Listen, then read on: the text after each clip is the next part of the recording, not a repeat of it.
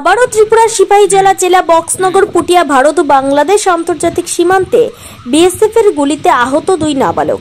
শনিবার দুপুরে ত্রিপুরার সিপাহীজলা জেলা কলমচৌড়া থানার অন্তর্গত বক্সনগর পুটিয়া ভারত বাংলাদেশ আন্তর্জাতিক সীমান্ত এলাকায় বিএসএফ জওয়ানের গুলিতে বড়সড় উত্তেজনা সৃষ্টি হয় মানুষজনের মধ্যে।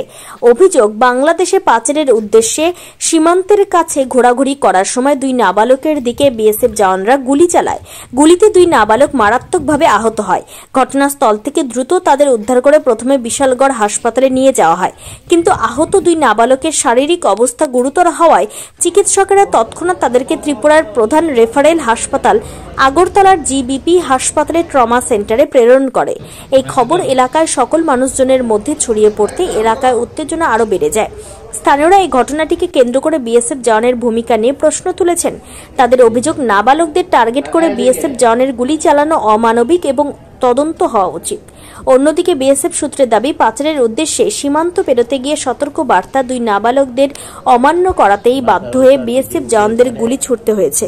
এদিকে এই ঘটনার খবর পাওয়া মাত্রই পুলিশ ও প্রশাসনের কর্তারা সীমান্ত এলাকায় পৌঁছে পরিস্থিতি নিয়ন্ত্রণে আনতে চেষ্টা করেন। বর্তমানে দুই নাবালক গুরুতর আহত অবস্থায় আগরতলা জিবিপি হাসপাতালে ট্রমা কেয়ার ইউনিটে চিকিৎসাধীন। তাদের অবস্থা স্থিতিশীল কিনা এই বিষয়ে হাসপাতাল কর্তৃপক্ষ এখনো বিস্তারিত কিছু জানায়নি। স্থানীয় মানুষ এবং পরিবারের সদস্যদের দাবি, নিরপেক্ষ তদন্ত করে প্রকৃত সত্য উদ্ঘাটন করতে হবে এবং বিএসএফ জওয়ানদের বিরুদ্ধে কঠোর ব্যবস্থা গ্রহণ করতে হবে। বর্তমানে এই ঘটনাকে কেন্দ্র করে সীমান্ত এলাকায় নিরাপত্তা আরও জোরদার করা হয়েছে।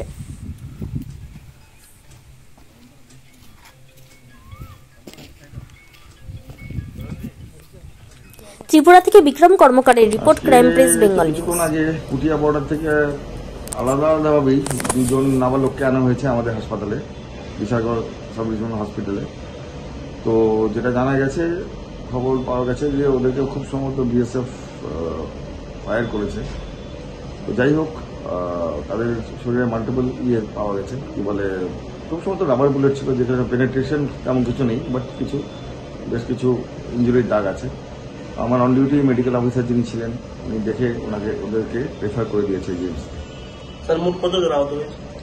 দুজন এসেছিল, আলাদা আলাদা দুটো ছেলে এসেছিল, দুজনই নাবালক, ঠিক আছে। এবং পরবর্তী সময় যদি জানতে পারলাম পুটিয়া বর্ডার থেকে এসছে ওরা, এবং খুব সম্ভবত ওই দিকে বোধ হয় তাদের অবস্থা কি? এমনিতে ওরা স্টেবল আছে, কিন্তু যেহেতু এই ধরনের ইঞ্জুরি একটা সাসপেক্ট করা হয়েছে, তো ন্যাচারালি আমরা ওদেরকে রেফার করে দেওয়া হয়েছে এজেন্সি।